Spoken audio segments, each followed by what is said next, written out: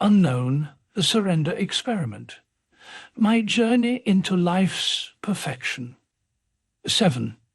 Disconnecting the panic button Mexico had been good for me, but it was now time to start my journey home. I headed back to the north, and at day's end found a small lake off a dirt road where I could spend the night. It was so peaceful that I stayed there after my morning practices, enjoying the water. Time came for my afternoon meditation session. So I hiked up a hill and found a secluded spot to start my yoga postures. About halfway through my routine, I began to hear some voices in the distance. I started to get uncomfortable. But I was not about to give in to that scared person inside. I just relaxed more deeply into my yoga posture, and the anxiety subsided. The next sound that startled me was that of a snorting horse, a lot closer than the voices had been. I was convinced that these were the banditos. I soon heard both the voices and the horses a stone's throw from me. Relaxed was not exactly the word that came to mind. Scared, vulnerable, and terribly self-conscious was a much more accurate description of my state. Everything in me wanted to end my yoga session immediately and open my eyes to see what danger I had gotten myself into. Well, everything except for the core of self-discipline I had developed for ridding myself of that scared person inside of me. The command of steel came from behind my fears. No way was I going to miss the opportunity to transcend all this inner commotion. I closed my eyes tighter as an act of defiance and took a deep breath. I demanded a state of relaxation in the midst of the drama. When my usual set of yoga postures was complete, I normally sat for a half-hour meditation. I watched that voice pleading for permission to skip that step. After all, the horses had not gone anywhere. I could clearly hear their breathing right in front of me, interspersed with the periodic whispering of their riders. There really was no decision to be made. I had clearly seen that it was this scared person inside of me who was holding me back from where I so desperately wanted to go. I needed to be free of him, so I took a deep breath and flowed into a full lotus position. I began the ma sound inside my belly in a vain attempt to drown out what the voice was trying to say. To me, it was like an act of commitment, which you care about.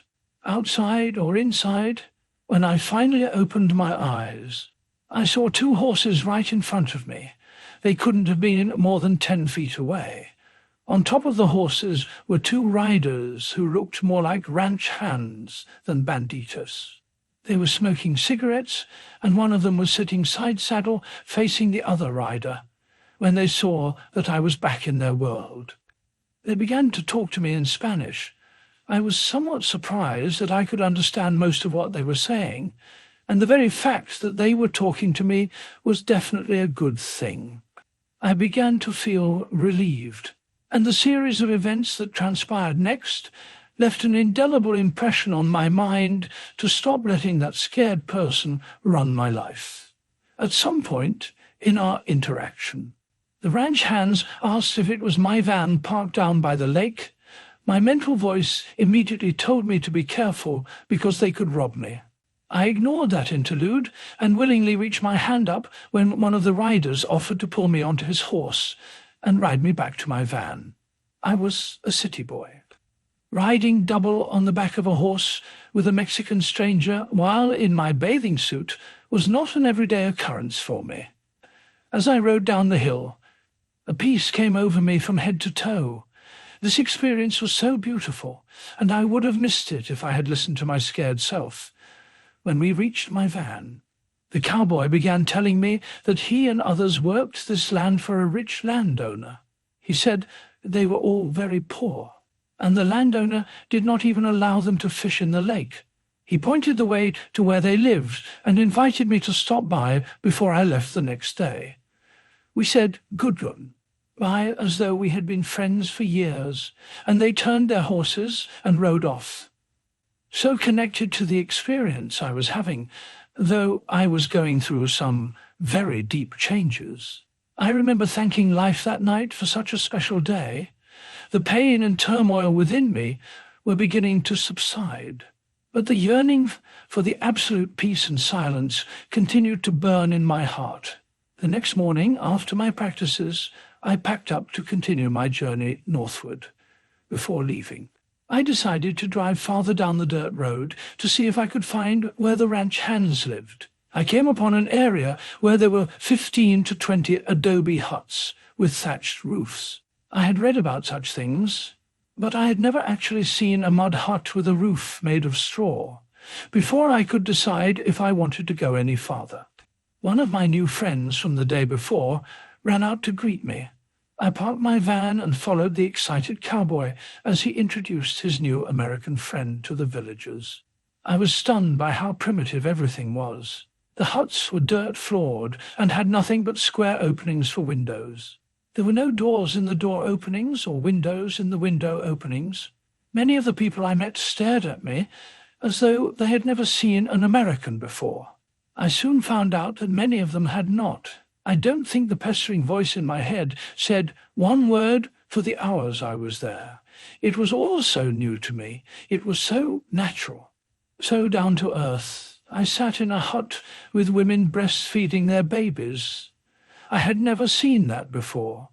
I noticed I actually felt ashamed that my culture had so distorted nature that natural things were no longer natural once we were back outside. We continued our tour of the small village. When we approached my friend's hut, he asked me if I knew how to ride a horse. I told him it had been years, but that I had ridden before. What I didn't tell him was that the last time I rode, I was 12.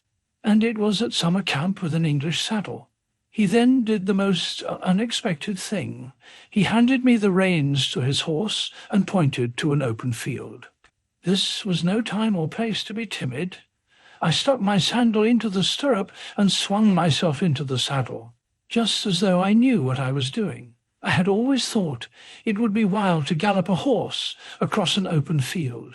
Somehow that dream was about to be realized in the middle of Mexico, where I knew absolutely nobody. I got used to the horse while some of the villagers gathered to watch. And then I rode like the wind across an expansive field. I was really flying high, very exhilarated compared to the strict Zen discipline to which I had been holding myself. I spent a few more hours discussing American life with some very inquisitive villagers, and then began to bid them farewell. I was invited to stay for dinner. But it was time for my evening practices. I remembered that my friend had told me that they were not allowed to fish, even though they were struggling for food. I went to my van and pulled out the large supply of brown rice and dried beans I had stored under the back seat. I handed them all over to the women preparing the food. The women were so appreciative that it almost made me cry. This stuff meant nothing to me, and so much to them. This was another one of life's lessons I never forgot. The joy of helping people. Before I drove off, they all surrounded my van to say goodbye. I had lived in silence and solitude with no human contact for almost a month. Now I was a celebrity. How did this happen? To me, there was no doubt about how it happened. I had let go of myself, and something very special had followed. I was willing to face loneliness and fear and not grab for relief. Yet something happened on its own, without my doing it or even asking for it. The seeds of a great experiment were being planted. Was it possible that life had more to give us than we could ever take for ourselves?